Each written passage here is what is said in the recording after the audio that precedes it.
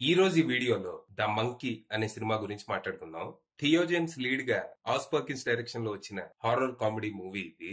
ఈ cinema story ఏంటి, దీని మీద నా ఒపీనియన్ ఏంటి అనేది ఇప్పుడు తెలుసుకుందాం పదండి. ముందుగా ఈ సినిమా స్టోరీ ఏంటంటే, ఈ సినిమాలో మన హీరోలు ఇద్దరు ట్విన్స్ అన్నమాట.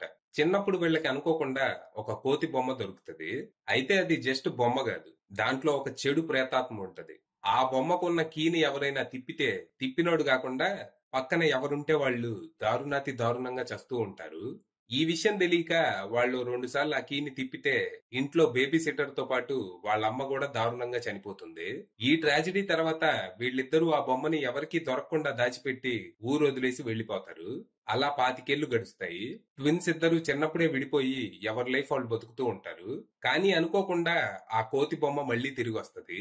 ముందు హీరో దూర బంధువులతో మొదలుపెట్టి వరుసగా ఊళ్ళో హత్యలు చేయడం స్టార్ట్ చేస్తది. ఈ విషయం తెలిసి మన హీరోలిద్దరూ దాన్ని ఆపటానికి మళ్ళీ తిరిగి ఊరుకొస్తారు. మరి తర్వాత ఏం జరిగింది? 25 ఏళ్ల తర్వాత ఆ బొమ్మ మళ్ళీ ఎలా తిరిగి వచ్చింది? అది ప్రస్తుతం ఎవరి దగ్గర ఉంది? ఆ బొమ్మకున్న కీ తిప్పితే మనుషులు చస్తారని తెలియక దాన్ని తిప్పుతున్నారా, లేకపోతే కావాలని ఎవరైనా వేసిన ప్లానా? చివరికి ఆ బొమ్మని మన హీరోలు ఎలా ఆపారు, దాని మారణకాండని ఎలా అడ్డుకున్నారనేది మీరు సినిమా చూసి తెలుసుకోవాలి. ఇక ఈ సినిమా బాగుంది, నాకైతే నచ్చింది. భలే క్రేజీగా ఉండింది. చాలా వైలెంట్ గా, థ్రిల్లింగ్ గా, హిలేరియస్ గా సాగిపోయింది. సినిమా స్టోరీ చాలా చిన్నది. ఓ దెయ్యం పట్టిన కోతి బొమ్మ డ్రమ్స్ వాయిస్తూ మనుషులన్నీ దారుణంగా చంపేస్తూ ఉంటది. దాన్ని మన హీరోలు ఆపుతారు. ఇదే స్టోరీ. ఆ బొమ్మ ఎక్కడి నుంచి వచ్చింది, ఆ దెయ్యం ఎవరు, ఆ బొమ్మ ఆరిజిన్ స్టోరీ ఏంటనేది ఈ సినిమాలో చూపించలేదు. మేబీ సీక్వెల్ కోసం దాచారేమో. సింపుల్ అండ్ సిల్లీ ప్రెమిస్ ని తీసుకొని దాన్ని చాలా ఎంటర్టైనింగ్ గా ప్రెజెంట్ చేశారు.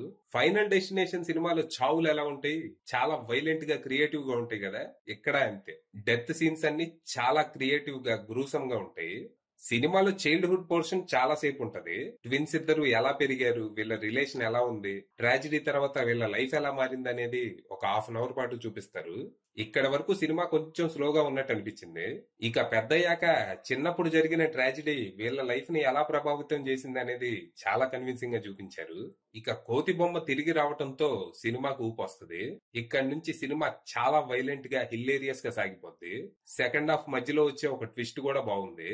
ఇక క్లైమాక్స్ లో ట్విన్స్ ఇద్దరి మధ్య వచ్చే ఒక సీన్ అయితే పడి పడి నవ్వుకునేలా ఉంటది. అలా మొత్తంగా సినిమా అయ్యాక సిల్లీ స్టోరీ అయినా బానే ఉందనుకుంటూ థియేటర్ నుంచి బయటకు వచ్చాను.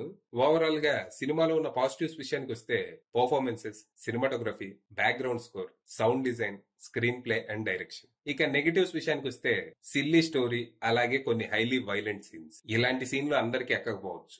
ఫైనల్ గా చెప్పేది ఏంటంటే, ఇదొక ఎంటర్టైనింగ్ హారర్ మూవీ. ఇలాంటి సినిమాలు అందరికీ నచ్చకపోవచ్చు. ఒకసారి ట్రైలర్ చూసి నచ్చితే అప్పుడు వెళ్ళండి. అది విషయం.